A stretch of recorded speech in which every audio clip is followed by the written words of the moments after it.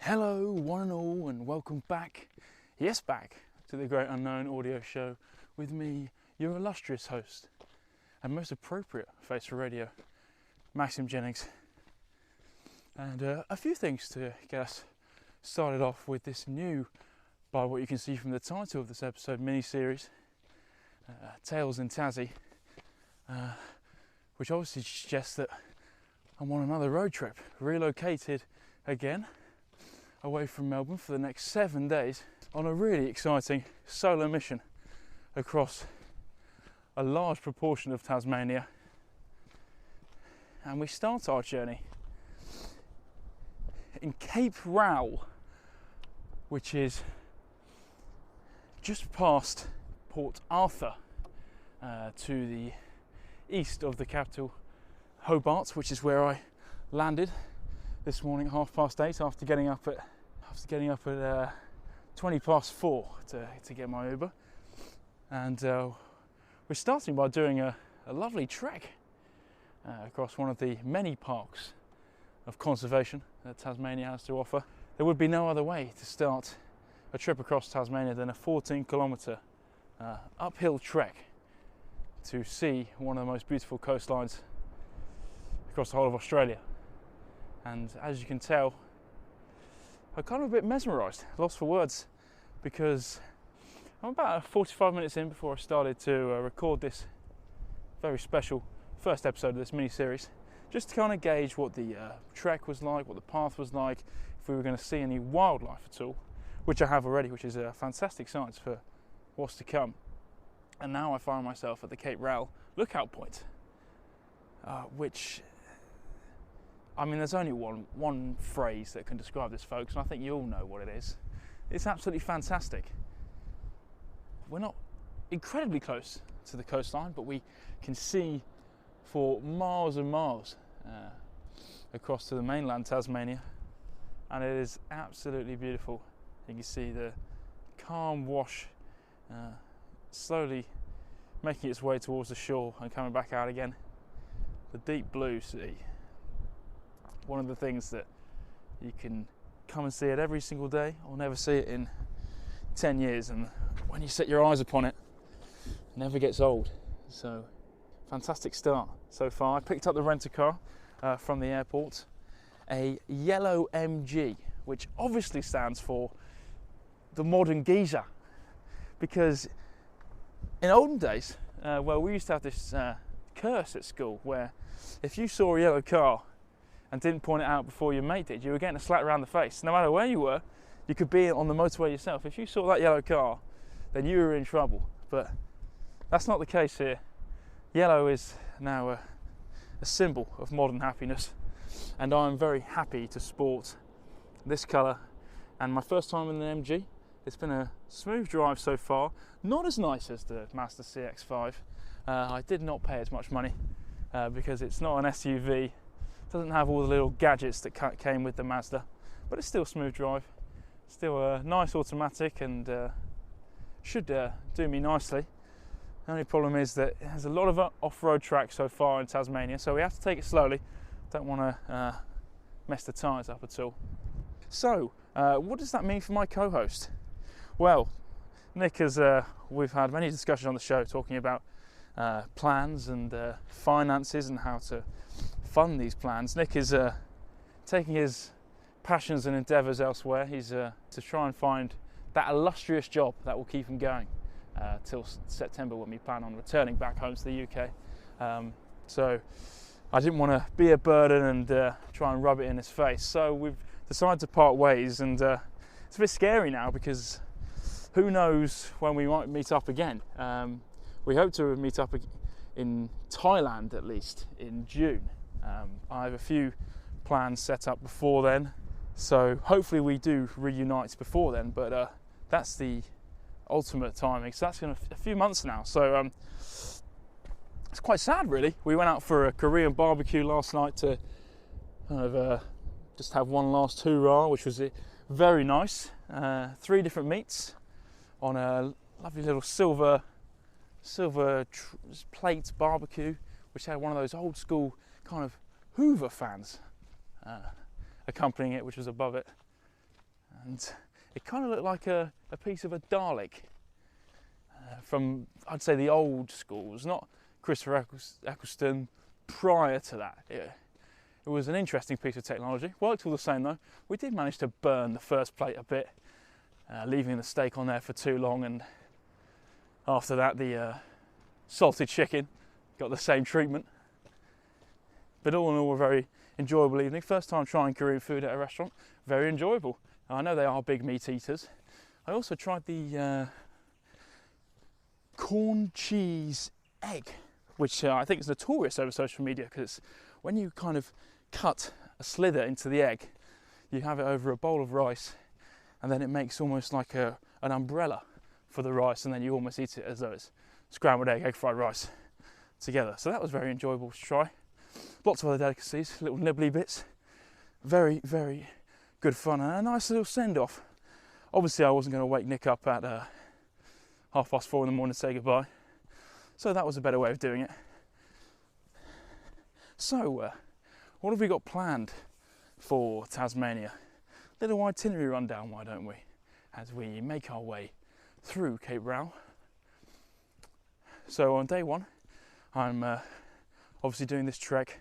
Going to be pretty shattered after this, so we are going to a caravan park in Port Arthur, where I've got staying in a dorm room, not camping, God no, or didn't have the money to pay for a caravan on my own. So thankfully they have a few little cabins for people who just want a bed, which is great. So I'll be staying in one of those, and then tomorrow I'm going to be trekking again, climbing Mount Amos, and staying at a similar type of residence about an hour away from there. Mount Amos is a bit further north of here, northeast of the island. And then on day 3 we make the travel over to, and one of the things I'm most excited to is a place called Bridestow Lavender Park, which I've seen a few things about. It does what it says on the tin, as I've used that phrase so many times on this very self-explanatory tour across the world. It's a lavender park. They grow their own lavender. I'm told by a number of different social media accounts that it smells absolutely fantastic, and that depending on what time of the year you go, the colours of the fields and the park itself change. So it'll be interesting to see what autumn colours are like in a lavender park, and what the smells and aromas and fragrances will be like. So I'll be sure to take you along there with me. I did try and book a little tour of that place, but it seems as though they only wanted couples or people in twos to come along. So I will try when I get there to go on a tour of sorts to get a bit more information, because I'm incredibly intrigued, and I've already seen another lavender place before Port Arthur, so I think it must be very popular here. So I am very intrigued, and I'm very excited for it. Following that, I'm going to probably Tasmania's most notorious trek or walking venue, Cradle Mountain, which has some unbelievable lakes going through it, and some amazing peaks where you can see sunrise or sunset. So I've got 2 nights booked there, which is very exciting. All of these in kind of cabiny dorms with other people. It is obviously tourist off season, and temperature wise I think we're going to be quite lucky, which is unlike my past ventures in terms of weather.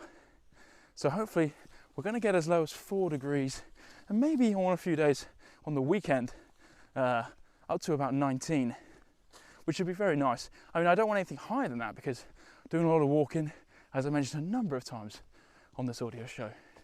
I get very hot very quickly. So Cradle Mountain, and then after Cradle Mountain I'm hoping to go to a Tasmanian devil sanctuary, because you can't go to Tasmania without seeing the devil. And no, I'm not talking about some mythological red-faced black-eyed demon. I'm obviously talking about a very adorable animal, and there's a sanctuary quite close to Cradle Mountain that I'm booking in for about an hour and a half slot, just to see what it's all about. So that should be incredibly enjoyable, and be nice, because I sometimes get a bit sceptical about my dealings with wildlife. Everyone says, oh, the animal is definitely more frightened of you than than you are of them. But I never want to test that theory and try and intimidate any wildlife that I see.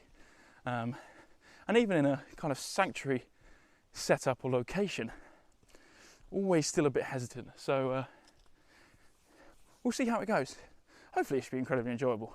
And then following that, we have another national park that I'm staying just outside of in a place called New Norfolk.